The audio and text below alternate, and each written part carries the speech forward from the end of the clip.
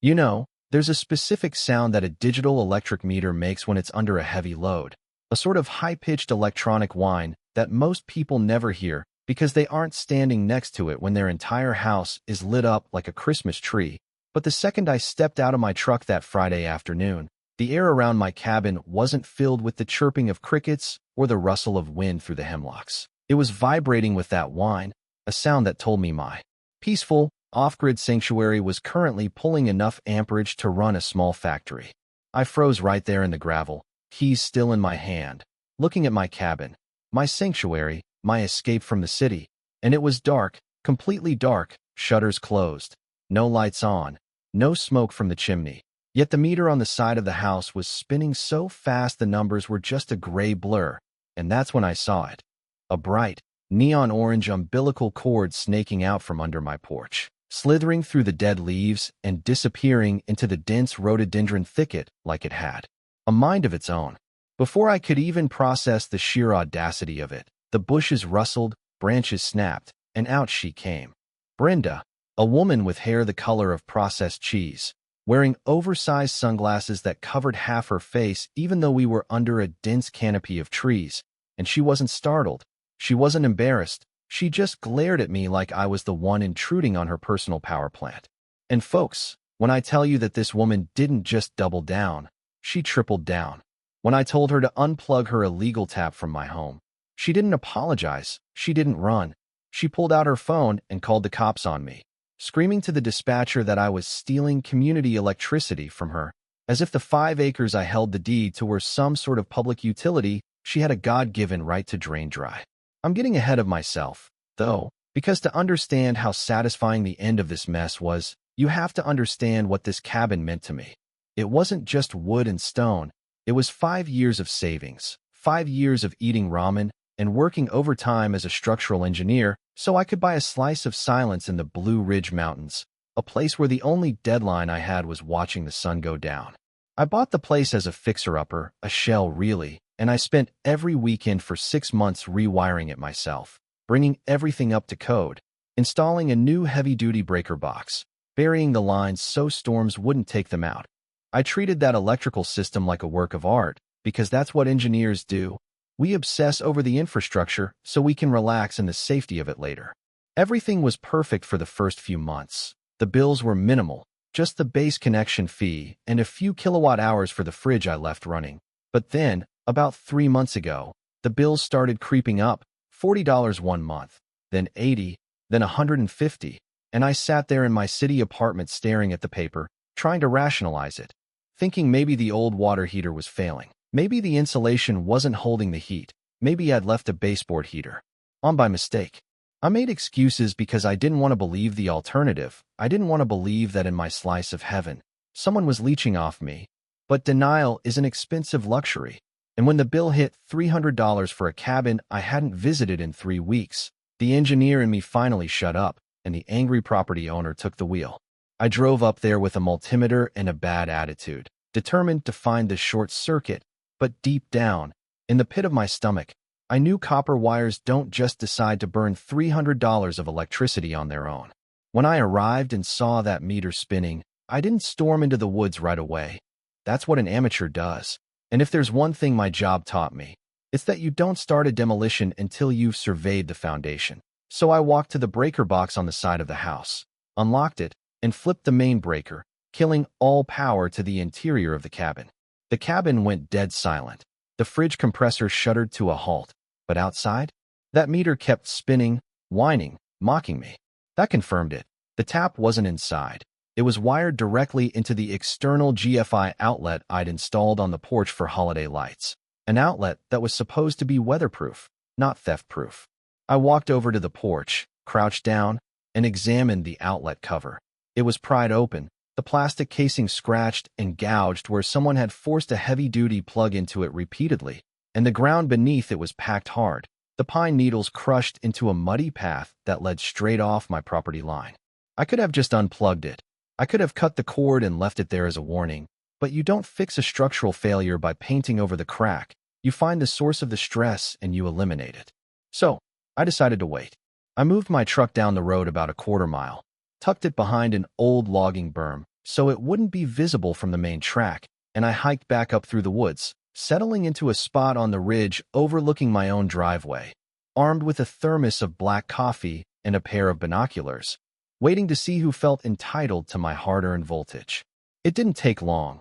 Around 10 a.m., a battered white SUV that sounded like it was coughing up a lung rolled up my driveway, not hesitantly, but with the confidence of someone coming home, and out stepped Brenda. She looked like she was dressed for a brunch that happened 10 years ago, wearing a floral top and those ridiculous sunglasses, and she walked straight to my porch, popped the trunk of her car, and hauled out this massive, industrial orange extension cord, the kind you see on construction sites, thick as a garden hose. She plugged it in with a practiced motion, gave it a little tug to make sure it was seated, and then started walking the spool back toward the woods. No guilt, no looking over her shoulder, just pure, unadulterated entitlement. I gave her about 5 minutes to get settled, to get whatever appliances she was running fired up, and then I came down from the ridge, moving quiet, letting the anger settle into a cold, hard resolve. I walked up behind her just as she was adjusting the cord near the tree line, and I said, calm as a church deacon, "You know, copper is expensive, but I think the electricity is costing me more." She spun around so fast she nearly tripped over her own feet, clutching her chest, and for a second, just a split second, I saw fear. But then, like a switch flipping, the fear vanished and was replaced by this indignant, self-righteous fury that I honestly didn't expect. "You nearly gave me a heart attack," she screamed, pointing a finger at me like I was the one breaking the law. "You can't just sneak up on people in the woods. It's dangerous." "It's my woods," I said, pointing at the property marker painted on the tree right next to her head. "And that's my electricity you're stealing." "I am not stealing," she yelled, her voice cracking. "I am borrowing. This is a community. We share resources up here. My power was cut off by mistake, a clerical error, and I have food in the fridge that's going to spoil. Do you want me to starve? Is that it?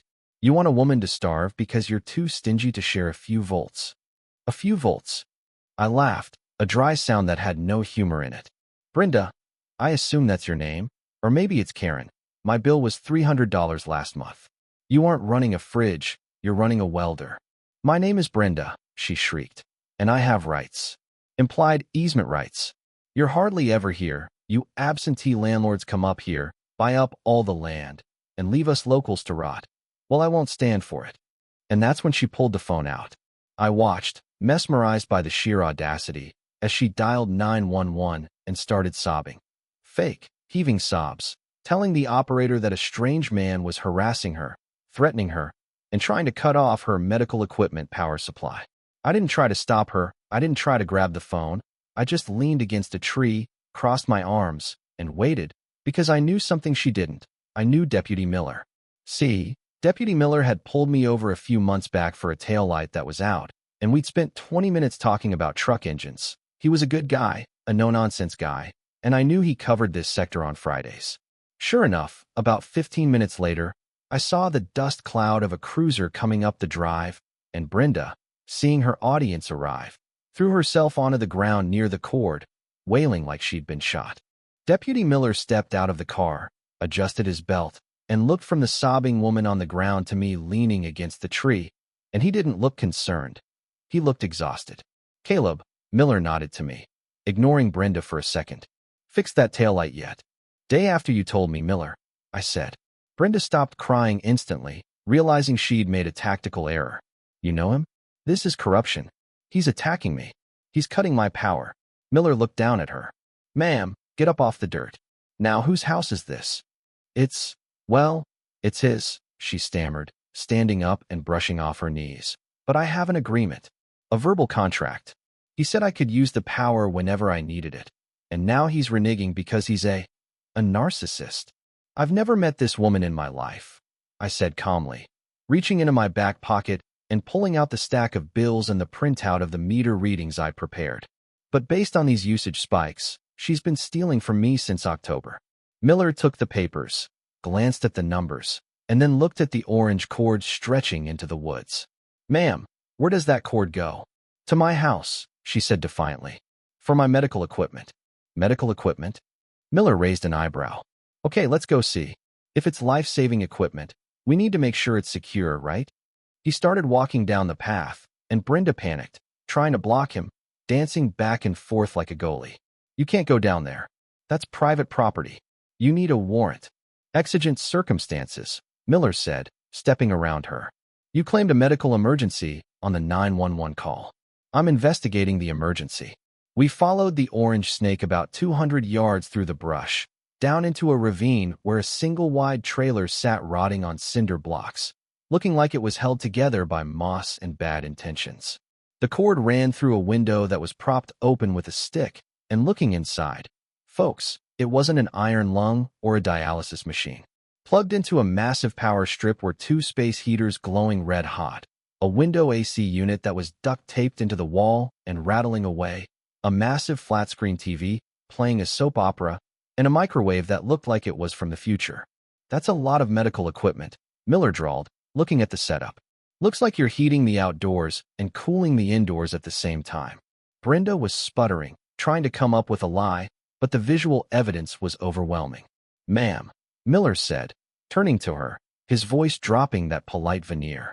You are under arrest for theft of utilities, trespassing, and filing a false police report. And I suggest you don't resist, because I'm already in a bad mood. They cuffed her right there in the pine needles, and as they walked her back to the cruiser, she wasn't crying anymore. She was screaming threats, telling me she knew people, that her brother Earl was going to come up here and fix my wagon, that I'd regret the day I messed with the locals. I watched the cruiser drive away, leaving a silence that felt heavier than before, and I thought it was over. I thought I'd won. But like I said, you don't fix a structural failure just by patching the crack. I spent the rest of the afternoon securing the place. I cut the orange cord into 3-foot sections and threw them in the trash. I installed a locking steel cover over the outdoor outlet, and I put up 2 trail cameras I'd bought on the way up, hiding them high in the trees where you couldn't see them unless you were looking for them. That night, I couldn't sleep. The adrenaline was still humming in my blood, so I sat on the porch with the lights off, just listening to the woods, and around 2 a.m., I heard it. Heavy boots, crunching on gravel, not trying to be quiet. I checked the feed on my phone from the trail cam I'd put near the driveway entrance. A truck had pulled up, a beat-up Ford with a lift kit and a light bar, and a man was standing at the edge of my property, staring at the cabin. He was big, broad-shouldered, wearing a mechanic's jacket and a baseball cap pulled low. This had to be Earl, the brother Brenda had screamed about. He didn't come closer. He just stood there for a solid 10 minutes, smoking a cigarette, the cherry glowing in the dark like a singular, hateful eye, and then he flicked the butt onto my driveway, ground it out with his heel, and left. It was a message. I know you're there. I know where you live. The next morning, I drove down the mountain to meet Silas, an old-timer who lived a few miles down the ridge. Silas was the unofficial historian of the mountain, a man who knew where every property line was and who had buried bodies where. Metaphorically speaking, I hope. You met Brenda, Silas said, pouring me a cup of coffee that tasted like battery acid and molasses. And you met Earl, or at least his truck. She's stealing power, Silas, I said, and the cops took her in. But she's already out. I got a text from an unknown number this morning, just a picture of my cabin taken from the woods. Silas sighed, leaning back in his rocking chair. That family, they're like kudzu. You cut them back, they grow over something else. Brenda thinks the world owes her a living, and Earl thinks his job is to beat up anyone who disagrees. They've been bullying folks off this ridge for years. Usually some are people who get scared and sell cheap. I'm not selling, I said, and I felt the truth of it in my bones. I put too much into this. Then you better get ready for a siege, Silas warned. Earl isn't smart, but he's mean. He won't come at you head-on while the cops are watching. He'll come at your infrastructure. He'll break what you fixed. Silas was right. When I got back to the cabin, I did a perimeter check, and that's when I found the green cord. Tucked behind the generator shed, completely separate from where Brenda had hooked up, was another extension cord, green this time to blend in with the grass, coiling away toward a different property line. The neighbor to the north, a sweet older couple who only came up for Thanksgiving. Brenda hadn't just been stealing from me. She'd been running a web, tapping into multiple empty cabins to spread the load so no single bill would look too suspicious. I was just the first one to catch her because I was the engineer who did the math. But then I saw the damage. The side panel of my breaker box, the one I'd locked, had pry marks on it, deep gouges in the metal where someone had tried to force it open with a crowbar, and sitting in the dirt nearby was a cigarette, but the same brand Earl had been smoking the night before. He wasn't trying to steal power. He was trying to sabotage the system, maybe cut the lines, maybe cause a surge to blow my appliances. It was malicious, petty destruction. I didn't call the cops immediately. I knew they'd need more than a cigarette butt, so I decided to set a trap, an informational one. I went into town, bought a dummy camera, big and obvious, and mounted it right over the breaker box, making sure it was visible from the woods. But the real camera, a high-def night vision unit, I hid inside a birdhouse about 20 feet away, angled to catch the face of anyone messing with the dummy camera. Then I waited. It started raining that evening, a cold, miserable mountain rain that turned the dirt roads to soup, and I sat in the dark cabin, watching the monitors on my laptop. Around midnight, the motion sensor tripped. It wasn't Earl alone this time. It was Brenda and Earl, walking boldly up the driveway. Brenda looking frantic and Earl looking drunk, swaying slightly, holding a crowbar. I could hear them through the camera's microphone, the rain muffling their voices, but not enough to hide the intent. "He's in there," Brenda hissed. "I saw his truck. You gotta scare him, Earl. Break the meter. Make him think it's unsafe. If he leaves, we can hook it back up. I'll break his face," Earl growled, slapping the crowbar against his palm. "Calling the cops on family. Nobody does that." They walked right up to the breaker box, and Earl looked up, saw the dummy camera, and laughed. "Look at this toy," he said, and he swung the crowbar, smashing the plastic casing of the fake camera into 100 pieces. "Now he's blind," Earl grinned. "Time to cut the juice." He jammed the crowbar into the side of the breaker box, leveraging it against the steel, trying to pop the door, and sparks flew. He'd nicked a conduit. That was my cue. I didn't step out with a gun. I didn't step out shouting. I stepped out onto the porch and hit the button on the key fob for the floodlights. 4,000 lumens of LED daylight flooded the yard, blinding them instantly. Earl threw his hands up, dropping the crowbar, stumbling back into the mud, and Brenda shrieked like a banshee, shielding her eyes. "Smile," I said, holding up my phone, which was streaming the feed from the hidden birdhouse camera directly to the cloud. "You're on the hidden camera, Earl. The one you didn't smash. You son of a—" Earl started to lunge, but then a voice boomed from the darkness of the driveway. "Earl, don't you move a muscle, or I'll tase you where you stand." It was Deputy Miller, flanked by another officer. See, I'd called Miller the second I saw them on the monitor, told him there was an intruder with a weapon attempting to sabotage my home, and Miller, bless his heart, had been parked at the bottom of the ridge waiting for an excuse to come back up. Earl froze, the fight draining out of him as he realized he was holding a crowbar standing next to a damaged electrical box in front of two cops. He invited us. Brenda tried, falling back on her only skill, lying. He called us to fix the fuse. Brenda, Miller sighed, walking into the light, water dripping from his hat. "I have the video feed on my dash laptop. Mr. Dalton sent me a link 10 minutes ago. We watched you walk up here. We heard you talk about breaking the meter. We saw Earl smash the camera." The silence that followed was heavy, broken only by the sound of the rain and Earl's heavy breathing.